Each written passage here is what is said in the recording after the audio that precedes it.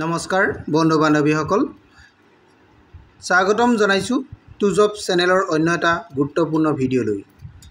টুজব চেনেলৰ জৰিয়তে আমি অসম তথা ভাৰতৰ চৰকাৰী বেচৰকাৰী চাকৰি বিজ্ঞাপন আলোচনা কৰোঁ।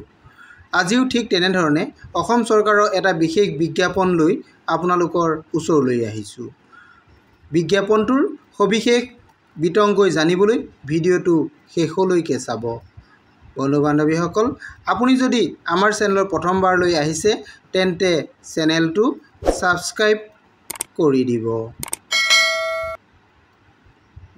বন্ধু বান্ধৱীসকল, আহক ভিডিঅ'টো আৰম্ভ। বন্ধু বান্ধৱীসকল, আজি মই স্বাস্থ্য বিভাগৰ এটা বিশেষ বিজ্ঞাপন লৈ আপোনালোকৰ ওচৰলৈ আহিছোঁ। আপোনালোকে বিজ্ঞাপনটো দেখা পাইছেই, doctor Bhubaneswar Borooah cancer institute Guwahati. ইয়াতে কিছুমান পদ আছে, পদসমূহ মই আপোনালোকক জনাই দিম। ইয়াৰ কাৰণে আপোনালোকৰ কোৱালিফিকেশ্যনো কিমান লাগিব সকলোখিনি মই জনাম। আপোনালোকে ভিডিঅ'টো শেষলৈকে চাই থাকিব। বিজ্ঞাপনটো 13/8/2024 তাৰিখত প্ৰকাশ কৰিছে, অৰ্থাৎ 13 আগষ্ট তাৰিখে বিজ্ঞাপনটো আহিছে। ইয়াতে ডাইৰেক্ট ইণ্টাৰভিউ হ'ব, আপোনালোকৰ work in interview, direct interview হ'ব।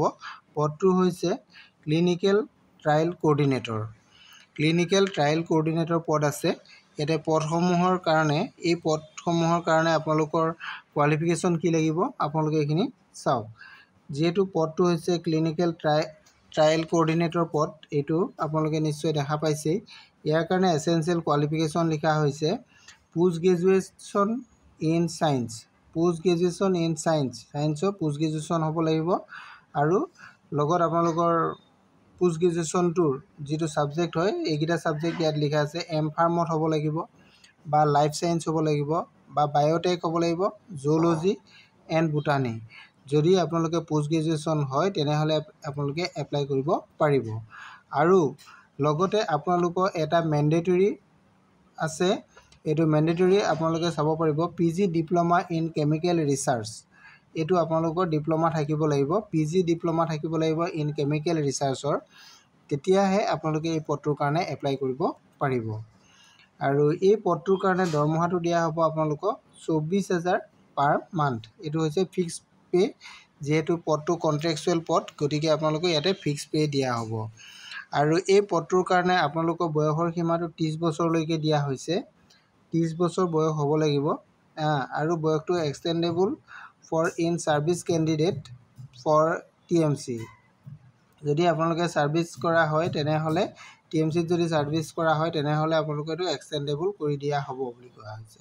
আৰু ইয়াতে পদ আছে, মুঠ 2টা পদ আছে। আৰু আপোনালোকৰ এই পদটোৰ কাৰণে যিখিনি এপইণ্টমেণ্ট দিয়া হ'ব, এপইণ্টমেণ্টটো আপোনালোকৰ ইনিচিয়েল এপইণ্টমেণ্ট ফৰ 6 মান্থ। 6 মান্থৰ কাৰণেহে আপোনালোকৰ ইয়াতে এপইণ্টমেণ্ট দিয়া হ'ব।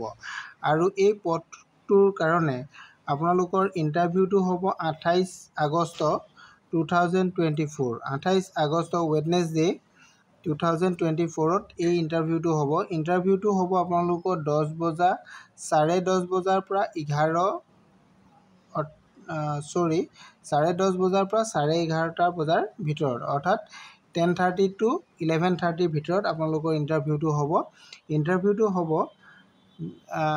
ডক্টৰ বি বৰুৱা কেঞ্চাৰ ইনষ্টিটিউটৰ যিটো কনফাৰেঞ্চ হল আছে, এই কনফাৰেঞ্চ হলত আপোনালোকৰ ইণ্টাৰভিউটো হ'ব। এইটো কথা ইয়াতে উল্লেখ কৰা আছে।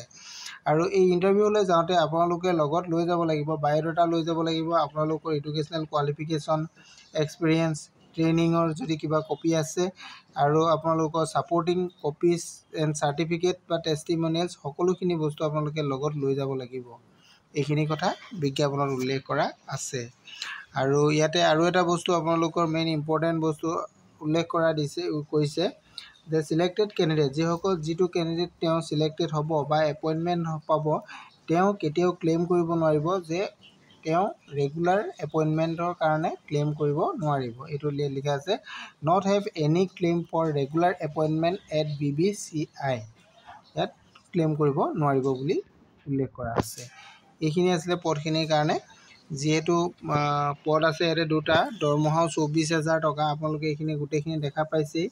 ইয়াৰ কাৰণে কোৱালিফিকেশ্যনটো কি লাগিব এইখিনি দেখিছে। যদি এইটো কোৱালিফিকেশ্যন আপোনালোকৰ আছে তেনেহ'লে আপোনালোকে এই পদটোৰ কাৰণে ইণ্টাৰভিউ কৰিবৰ কাৰণে আপোনালোকে 28 আগষ্টৰ তাৰিখে 10:30 বজাৰ পৰা 11:30 বজাৰ ভিতৰত বি বৰুৱা কেঞ্চাৰ ইনষ্টিটিউটৰ কনফাৰেন্স হলত যাব। ডকুমেণ্টছখিনি লগত লৈ গ'লে আপোনালোকে এই পদৰ ইণ্টাৰভিউ দিব পাৰিব। নিশ্চয় আপোনালোকে বুজি পাইছে।